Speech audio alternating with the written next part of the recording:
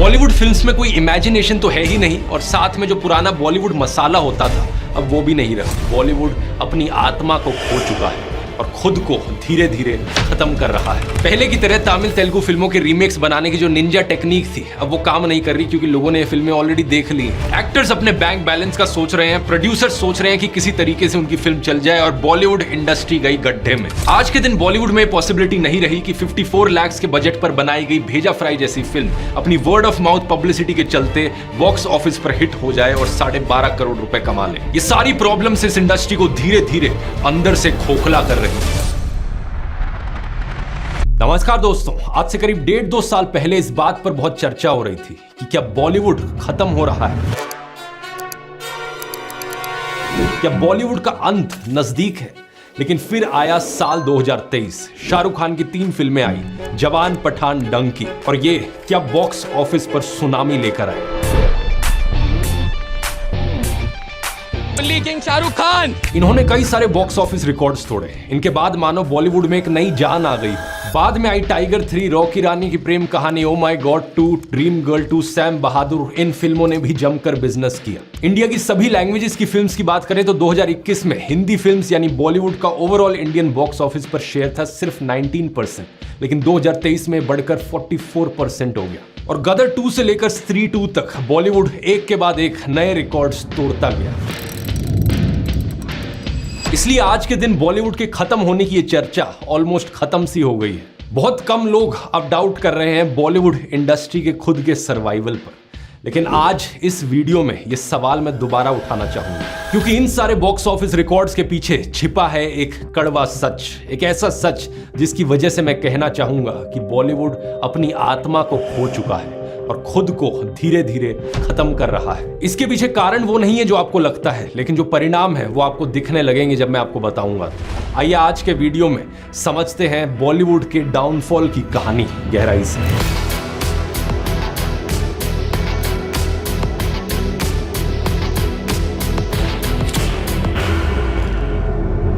सबसे पहला कारण दोस्तों बड़ा ही ऑब्वियस है। बॉलीवुड इंडस्ट्री को जो झटका लगा कोविड के समय, आपको बचाने के लिए संपूर्ण लॉकडाउन होने जा रहा है। कहर बरपा रहे कोरोना वायरस भारत में भी पैर पसार रहा है। लॉकडाउन और रिस्ट्रिक्शंस की वजह से लोग सिनेमा हॉल नहीं जा पाए और लोगों को आदत पड़ी घर बैठे ही अपने स्क्रीन्स पर फिल्में देखने की। इसी समय के अराउंड ओटीटी प्लेटफॉर्म्स में एक बहुत बड़ी ग्रोथ देखने को मिली। एडवांटेज बड़ा सीधा था कि बहुत कम कॉस्ट पर लोग बहुत सारी फिल्में देख सकते थे। कुछ टाइम बाद फ्री ओटीटी प्लेटफॉर्म्स भी आने लगे, जहां पर पैसे देने की भी जरूरत नहीं, फ्री में ही आप फिल्में देख सकते हो, एड सपोर्टेड, जैसे कि Amazon मिनी टीवी। आज Amazon ने MX प्लेयर को खरीद लिया है और Amazon मिनी टीवी को उसके साथ मर्ज करके बना दिया Amazon MX प्लेयर। इस जैसे OTT platforms advertisement revenue model पर बेस्ड है, जैसे कि YouTube भी है। कंटेंट के बीच में एड्स आएंगी, लेकिन आप फ्री में देख सकते हो कंटेंट। और फ्री में आप ना सिर्फ पुरानी फिल्में जैसे कि 1972 की आंख मिचौली देख सकते हो, बल्कि रीजनल फिल्में तमिल, तेलुगु, मलयालम, कन्नड़ा, भोजपुरी, पंजाबी, सभी भाषाओं में कंटेंट मिलता है यहाँ पर। Even world cinema, Mulan, Chinese zodiac, dark space जैसी फिल्में हिंदी में यहाँ पर देखने को मिल सकती हैं। कई सारी फिल्मों और शोज में हिंदी डबिंग भी होती है, जैसे कि do you know, animal embassy, the long ballad. ये सब Amazon MX प्लेयर पर फ्री में अवेलेबल है। और यहीं से ही बॉलीवुड इंडस्ट्री के लिए प्रॉब्लम्स बढ़ती गई। एक तरफ इंटरनेशनल फिल्में और दूसरी तरफ रीजनल फिल्में, बॉलीवुड को दोनों तरफ से बहुत जबरदस्त कंपटीशन फेस करने को मिला। लेकिन साथ ही साथ कई सालों से बॉलीवुड इंडस्ट्री के खुद के अंदर भी एक नई प्रॉब्लम उभर कर आए जा रही थी। एक ऐसी प्रॉब्लम जो इस इंडस्ट्री को धीरे धीरे अंदर से खोखला किए जा रही थी, बढ़ती कॉर्पोरेटाइजेशन।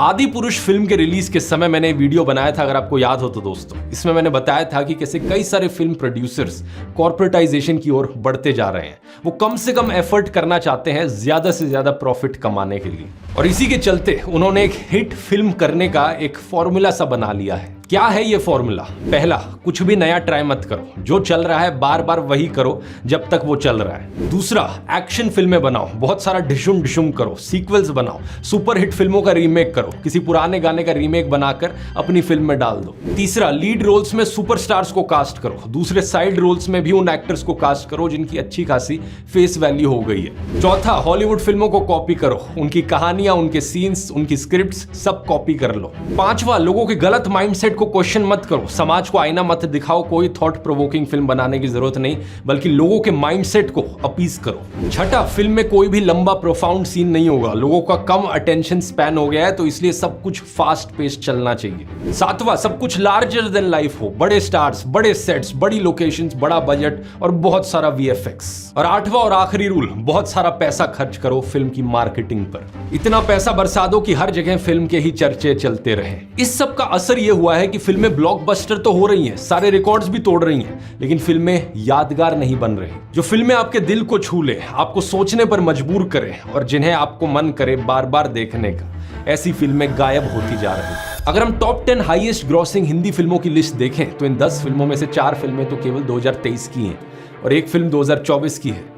सबसे ऊपर आप देख सकते हो जवान और पठान। अब जवान फिल्म के बारे में ये अच्छी बात है कि किसी मेन स्ट्रीम फिल्म ने सोशल इश्यूज को दिखाने की हिम्मत करी। इसी बात की तारीफ मैंने इस वाले वीडियो में करी थी। लेकिन अगर फिल्म मेकिंग के हिसाब से बात करें, स्क्रीन प्ले, एक्टिंग, डायरेक्शन, इन चीजों के हिसाब से देखा जाए तो जवान एक बड़ी ही मीडियोकर फिल्म थी। यही बात पठान फिल्म के लिए भी सच है, एक बड़ी ही एवरेज और मीडियोकर फिल्म थी। टॉप 50 फिल्म्स की बात करें तो शाहरुख खान की डंकी, दिलवाले और हैप्पी न्यू ईयर भी शामिल है। इनको अगर आप शाहरुख खान की पुरानी फिल्मों से कंपेयर करो तो ये हाईएस्ट ग्रॉसिंग फिल्म्स कहां स्टैंड करती हैं। खुद ही सोचकर देखिए, एक तरफ फिल्म है दिलवाले दुल्हनिया ले जाएंगे, कुछ कुछ होता है, दिल तो पागल है, दिल से, कल हो ना हो, मोहब्बतें, स्वदेश, देवदास, चक दे इंडिया, और दूसरी तरफ ये वाली फिल्म पठान, जवान, दिलवाले, हैप्पी न्यू ईयर। ये क्लियर कट डिवाइड ऑलमोस्ट सभी टॉप एक्टर्स में देखने को मिलता है। सलमान खान का ग्राफ देख लीजिए, इनकी टॉप 50 हाईएस्ट ग्रॉसिंग फिल्म्स में है टाइगर 3, टाइगर जिंदा है, किक।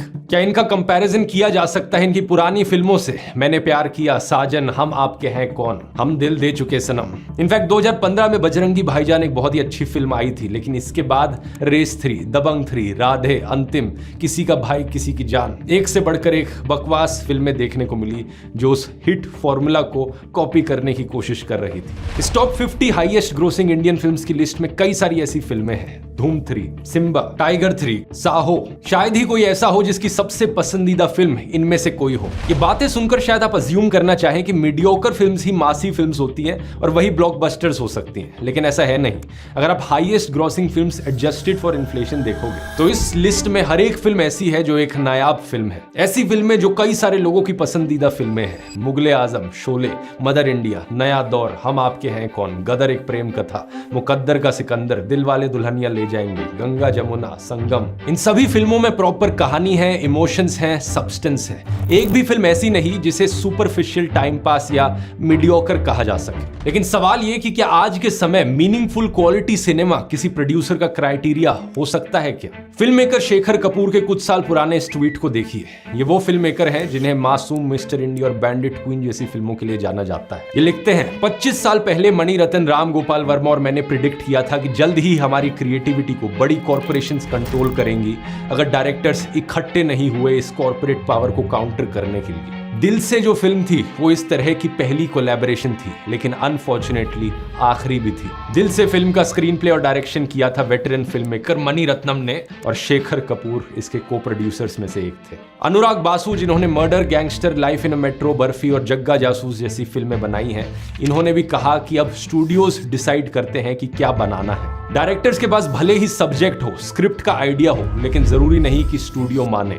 अक्सर वो मानते ही नहीं है। फिल्म मेकर श्याम बेनेगल, जिन्होंने हिंदी सिनेमा को अंकुर, निशान और मंथन जैसी बेहतरीन फिल्में दी, ये स्टूडियो बैक्ड फिल्म्स को एक फैक्ट्री लाइन की तरह देखते हैं। बॉलीवुड स्क्रीन राइटर चिराग गर्ग कहते हैं कि एक समय पर एक राइटर पूरे पैशन के साथ फिल्म लिखता था, लेकिन आज राइटिंग डिपार्टमेंट को क्रिकेट टीम बना दिया जाता है। सब कुछ मैकेनिकल तरीके से होता है। अब ऐसा नहीं है कि कॉर्पोरेटाइजेशन का ये ट्रेंड सिर्फ बॉलीवुड इंडस्ट्री में ही देखने को मिला हो। यही दिक्कत हॉलीवुड इंडस्ट्री में भी देखने को मिल रही है कुछ हद तक। वहां भी लोग कह रहे हैं कि फिल्म में वीएफएक्स है या वीएफएक्स में फिल्म है। एवेंजर्स एंड गेम के बाद आई मार्वल की कई फिल्मों को इन्हीं चीजों के लिए अक्यूज किया गया, बस पैसा कमाने के लिए बनाई गई है। कोई स्टोरी नहीं, कोई क्रिएटिविटी नहीं। लेकिन बात यह है कि जब हॉलीवुड का कॉर्पोरेटाइजेशन बॉलीवुड के कॉर्पोरेटाइजेशन से टकराएगा तो जीत यहां पर हॉलीवुड की ही होगी, क्योंकि बड़ा बजट, बड़ा वीएफएक्स और बड़े सेट्स, इसका मुकाबला हॉलीवुड से करना बहुत मुश्किल है। और पैसों की ही यही प्रॉब्लम बॉलीवुड इंडस्ट्री के डिक्लाइन के पीछे अगला बड़ा कारण बन गई है।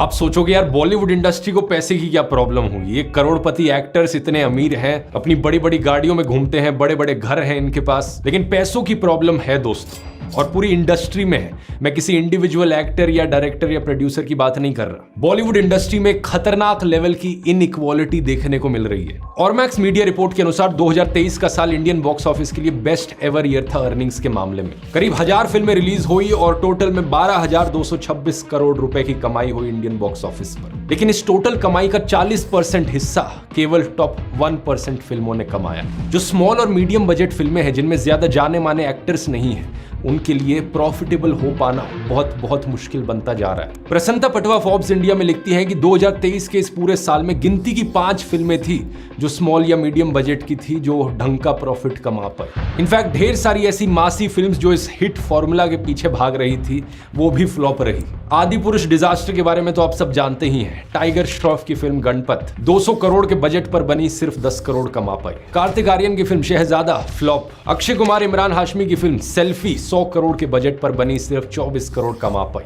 कंगना रनौत की फिल्म तेजस 70 करोड़ के बजट पर बनी, सिर्फ 6 करोड़ कमा पाई।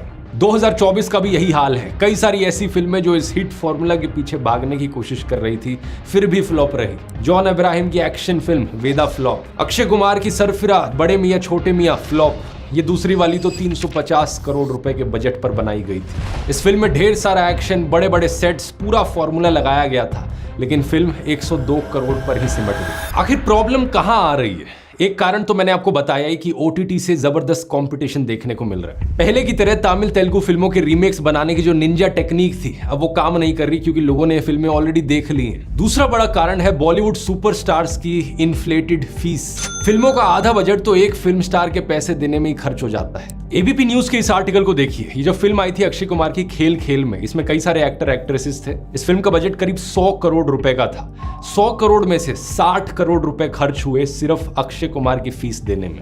मतलब फिल्म का 60% बजट सिर्फ एक एक्टर के ऊपर खर्च किया जा रहा है। बाकी एक्टर्स को नेग्लिजिबल अमाउंट मिला इसके कंपैरिजन में। और इसके बाद सोचो फिर कितना पैसा रहेगा फिल्म की स्टोरी पर खर्च करने के लिए, डायरेक्शन पर, स्क्रीन प्ले के लिए, डायलॉग्स लिखने के लिए। इस फिल्म की टोटल कमाई करीब 57 करोड़ रुपीस की थी 100 करोड़ के बजट पर। अगर इतनी ज्यादा फीस यहां ना गई होती तो ये फिल्म शायद फ्लॉप नहीं होती, एक हिट होती। बिजनेस स्टैंडर्ड के इस न्यूज आर्टिकल में बताया गया है कि केवल हिंदी फिल्म लीड एक्टर्स ही नहीं, बल्कि साउथ इंडियन फिल्म्स के लीड एक्टर्स भी एक फिल्म के लिए 100 से 200 करोड़ रुपए की फीस चार्ज कर रहे हैं। न्यूज 18 की इस रिपोर्ट के मुताबिक कृति सैनन को आदि पुरुष के लिए 3 करोड़ रुपए मिले, जबकि प्रभास को इसके लिए 150 करोड़ रुपए मिले। 150 करोड़ रुपए अगर सिर्फ एक एक्टर पर खर्च किए जाएंगे तो कहां से CGI VFX पर खर्च करने के लिए पैसा बचेगा? तो बात वही आ जाती है, अगर लोगों के पास ऑप्शन है एवेंजर्स की फिल्में देखना, game of thrones, Lord of the rings, avatar देखना, तो लोग बड़े मियां छोटे मियां क्यों देखेंगे? एक ऐसी फिल्म जिसमें 2 एक्टर्स जिन्हें एक्टिंग करनी नहीं आती और वही घिसी पिटी कहानी की 2 हीरोज किसी इवल साइंटिस्ट से दुनिया को बचा रहे हैं। यह सुनकर आपको लगेगा कि ये सुपरस्टार फिल्म एक्टर्स पैसों के लिए लालची हो रहे हैं, लेकिन जो लोग पैसों के लिए तंबाकू, पान मसाला और शराब बेच सकते हैं, सरोगेट एड्स कर सकते हैं या गैम्बलिंग बेटिंग एड्स प्रमोट कर सकते हैं, तो फिल्म्स के लिए ज्यादा चार्ज करना आखिर क्यों नहीं करेंगे? दूसरी बात, जब ये पूरा खेल लालच का है तो ये लोग ज्यादा लालची क्यों नहीं होंगे? उन फिल्म स्टूडियोज का भी तो लालच ही है जो इन सो कॉल्ड सुपरस्टार्स को इतने करोड़ों रुपए बांट देते हैं इस उम्मीद में कि उनकी फिल्में 500 करोड़ कमाएंगी। इसलिए हम इन एक्टर्स को इतनी ज्यादा फीस देने के लिए तैयार हैं। छोटे मियां बड़े मियां फिल्म का बजट था 350 करोड़ रुपए। इतने रुपयों में 15 शानदार फिल्में बनाई जा सकती थी, लेकिन प्रोड्यूसर्स भी शॉर्ट टर्म क्विक गेन्स के पीछे भागते हैं, लॉन्ग टर्म सस्टेनेबल बिजनेस के बारे में नहीं सोचते। ट्रेड एनालिस्ट कोमल नाटा इसे लेकर कहते हैं, कोई भी एट लार्ज इंडस्ट्री के बारे में नहीं सोच रहा। एक्टर्स अपने बैंक बैलेंस का सोच रहे हैं, प्रोड्यूसर सोच रहे हैं कि बस किसी तरीके से उनकी फिल्म चल जाए। इंडस्ट्री गई गड्ढे में,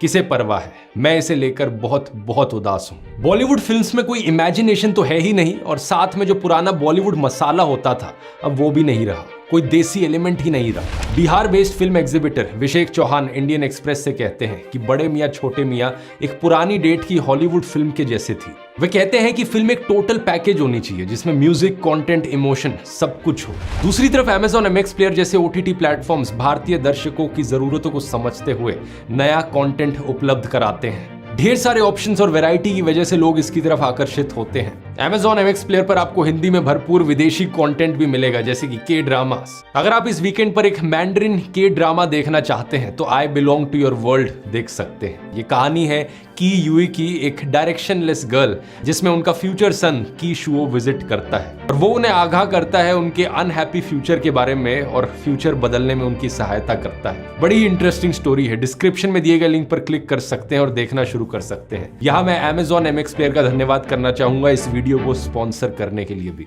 और इमोशन की बात करी जाए तो इमोशन लोगों को मिला विद्यु विनोद चोपड़ा की बनाई हुई फिल्म 12th फेल में। ये फिल्म 25 हफ्तों तक सिनेमा हॉल्स में चलती रही। 20 करोड़ के बजट पे बनाई गई इस फिल्म ने 70 करोड़ रुपए कमाए। ये फिल्म किसी जबरदस्त मार्केटिंग पुश की वजह से नहीं चली, बल्कि वर्ड ऑफ माउथ पब्लिसिटी से मिली। लोगों को खुद पसंद आई, लोगों ने अपने दोस्तों, अपने परिवार वालों को बताया कि जाकर देखो। लापता लेडीज 4 से 5 करोड़ के बजट पर बनी इस फिल्म ने वर्ल्ड वाइड 25 करोड़ रुपए की कलेक्शन करी और नेटफ्लिक्स पर रिलीज होने पर इसने व्यूअरशिप में एक 40 गुना बजट की फिल्म को पछाड़ दिया। यहाँ भी फिर से वही इनोसेंस, इमोशन और कुछ मीनिंगफुल देखने को मिला। इन दोनों में से एक भी फिल्म में अगर कोई सुपरस्टार एक्टर होता जो करोड़ रुपए फीस चार्ज करता तो ये फिल्में प्रॉफिटेबल नहीं होती आज के दिन। लेकिन प्रॉब्लम यह है कि ऐसी फिल्में साल भर साल बहुत कम होती जा रही है। जावेद अख्तर ने इसी टॉपिक से रिलेटेड एक बड़ी इंटरेस्टिंग बात कही थी कि अमिताभ बच्चन का जो एंग्री यंग मैन वाला कैरेक्टर होता था 1980s की फिल्मों में, उसका गुस्सा एक गहरे घाव पर आधारित होता था। जब उस कैरेक्टर को गुस्सा आता था तो आपको अंदर से उसका दर्द दिखता था, लेकिन फिर लोग घाव भूल गए और केवल गुस्सा रह गया। आज जो आदमी है वो अपने समाज, अपने दोस्तों और अपने परिवार या खुद के प्रति क्या ही जिम्मेदारी रखता है। इस स्वार्थ की लाइन आप कहां खींचेंगे? और इसलिए अब महान कैरेक्टर्स नहीं है, महान एक्टर्स हैं। शायद आप में से कुछ लोग इस बात को ना जानते हो कि सलीम जावेद की ही जोड़ी ने हाथी मेरे साथी, शोले, जंजीर, दीवार, डॉन, शक्ति, क्रांति, मिस्टर इंडिया जैसी यादगार फिल्में लिखी हैं। क्या ये लॉजिकल बात नहीं कि फिल्म स्टूडियो स्क्रिप्ट शॉर्टलिस्ट करने के लिए जावेद अख्तर जैसे सीनियर क्रिएटिव लोगों को क्रिएटिव टीम में रखे, लेकिन इंडस्ट्री में बढ़ते कॉर्पोरेटाइजेशन के चलते इनकी जगह अब 24-25 साल के कॉर्पोरेट MBAs ले रहे हैं। सारी कृपा यही स्टूडियोज के लालच और उनकी सो कॉल्ड क्रिएटिव टीम पर अटकी हुई है। वरना ऐसा नहीं है कि आज बॉलीवुड में talented actors, writers, film makers ना हो। बिल्कुल है, और वो लोग अच्छा काम भी करना चाहते हैं। अपनी फिल्म LSD 2 के रिलीज पर दिवाकर बैनर्जी ने कहा था कि उनकी फिल्म को लिमिटेड रिलीज मिला क्योंकि एक बड़ी फिल्म जो चल भी नहीं रही थी उसने सभी स्क्रीन्स प्री बुक कर लिए थे। ये सब कुछ पावर का खेल है। इससे पहले उन्होंने समदीश भाटिया के साथ इंटरव्यू में कहा था कि इंडिपेंडेंट सिनेमा को एक सिस्टमैटिक तरीके से साइडलाइन करने का काम किया जा रहा है। It's quite an interesting piece of cinema history that 100 crore club telling the audience कि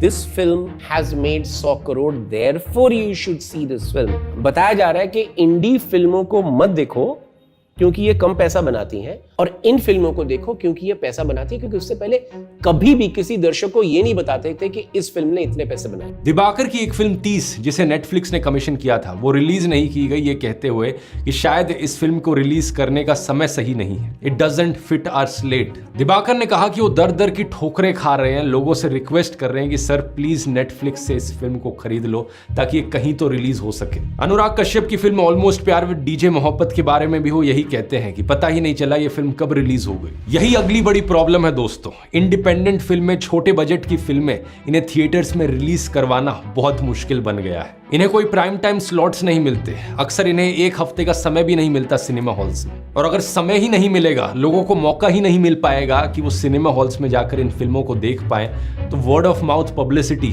कहां से होएगी? फ्राइडे को ये फिल्म सिनेमा हॉल्स में रिलीज हुई, कुछ गिने चुने सिनेमा हॉल्स में, और 3 दिन बाद ही फिल्मों को हटा दिया जाता है। जर्नलिस्ट अनिल शारदा से बात करते हुए फिल्म मेकर अनीस बज़मी ने इस ट्रेंड को अनफॉर्चुनेट कहा। अपना दिलवाले दुल्हनिया या शायद सूरज बलिया जी पहली फिल्म थी, वो 2-3 हफ्ते के बाद थोड़ा माउथ पब्लिसिटी शुरू हुई थी। तो वो मौका अब नहीं। दिलवाले दुल्हनिया ले जाएंगे आज के दिन एक क्लासिक कंसिडर करी जाती है, लेकिन जब ये सिनेमा हॉल्स में रिलीज हुई थी तो बड़ी स्लो स्टार्ट मिली थी इसे। अगर आज की फिल्मों की तरह इसे ट्रीट किया जाता तो कुछ ही दिन बाद ये सिनेमा हॉल से बाहर होती और कभी इतनी बड़ी क्लासिक बन ही ना पाती। ऐसी ढेर सारी फिल्मों के उदाहरण मिल जाएंगे पिछले कुछ सालों में जिन्हें नेशनल या इंटरनेशनल अवार्ड्स मिले, लेकिन हमारे सिनेमा हॉल्स में रिलीज होने का मौका नहीं मिला। जैसे कि ये फिल्म ऑल दैट ब्रीथ्स ढेर सारे अवार्ड्स जीते इंटरनेशनली, या फिर फ्रीडम फाइटर खुदीराम बोस पर बनाई गई ये फिल्म जिसे 53rd international film festival of India में दिखाया गया लेकिन सिनेमा हॉल्स में कभी नहीं लगाया गया। ऊपर से अगली प्रॉब्लम यह है कि फिल्मों की टिकट भी इतनी महंगी हो गई है। दिल्ली में गरीब लोगों के लिए एक भी सिनेमा हॉल नहीं बचा है जहां वो ठीक ठाक रेट में फिल्म देख सके। एक समय पर मिडिल क्लास लोगों के लिए सिनेमा हॉल में जाना वीकली एक्टिविटी हुआ करती थी। अब ये कई महीनों में वन टाइम पिकनिक जैसा बन गया है और इसी वन टाइम पिकनिक का इस्तेमाल करना चाहते हैं ये बड़े सुपरस्टार्स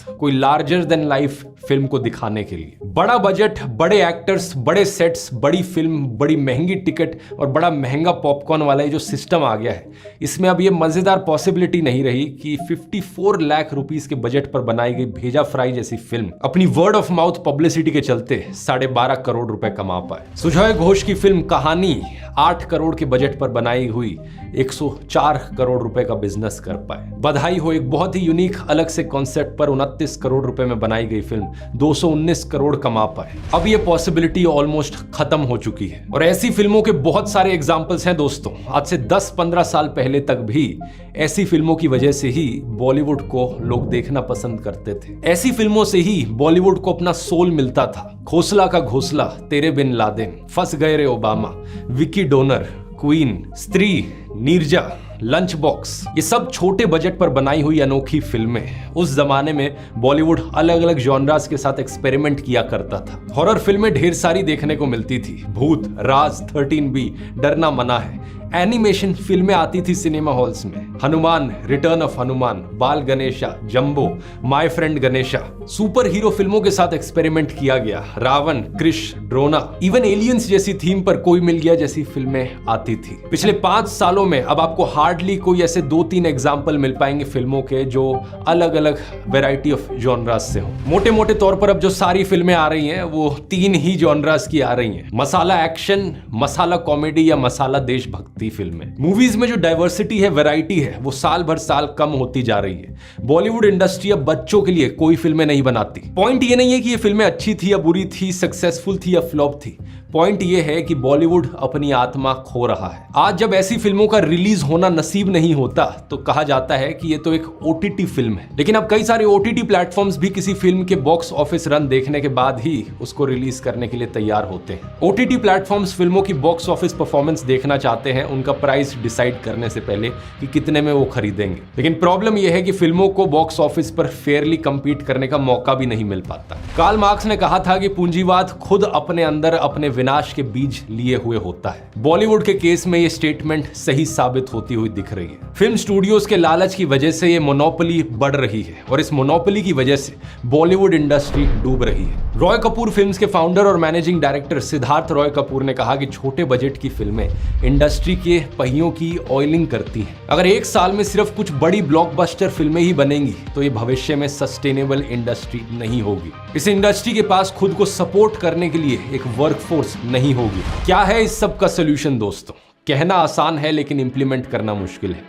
बॉलीवुड के पूरे इकोसिस्टम को ज्यादा इंक्लूसिव बनाना होगा। कम बजट वाली फिल्मों को स्पेस देनी होगी। प्रोडक्शन से लेकर रिलीज तक छोटे बजट की फिल्मों को सपोर्ट करना होगा। कम बजट मतलब सेम पैसे पर ज्यादा फिल्में बनाई जा सकती है, ज्यादा लोगों को रोजगार मिलेगा। कम कास्ट की वजह से सस्ती टिकटें होंगी और अगर सस्ती टिकटें होंगी तो ऑडियंस साइज बड़ा होगा। गरीब लोगों को भी सिनेमा हॉल्स में जाने का मौका मिल पाएगा। मिडिल क्लास ज्यादा फ्रीक्वेंटली फिल्में देखने जाएगी। ये काम बड़े बड़े फिल्म एक्टर्स के खुद के प्रोडक्शन हाउसेस भी कर सकते हैं, जैसे कि आमिर खान के प्रोडक्शन हाउस ने लापता लेडीज जैसी फिल्म को बनाया, एक कंटेंट ड्रिवन छोटे बजट की फिल्म। आशा करते हैं दोस्तों कि बॉलीवुड के बिग बॉसेस इस वीडियो को देखें और बॉलीवुड में भी अच्छे म्यूजिक, सॉन्ग, एक्टिंग, कंटेंट वाली यूनिक मीनिंगफुल फिल्म्स का चलन फिर से शुरू हो सके, क्योंकि यही एक तरीका है हमारी हिंदी फिल्म इंडस्ट्री बॉलीवुड को बचाने का।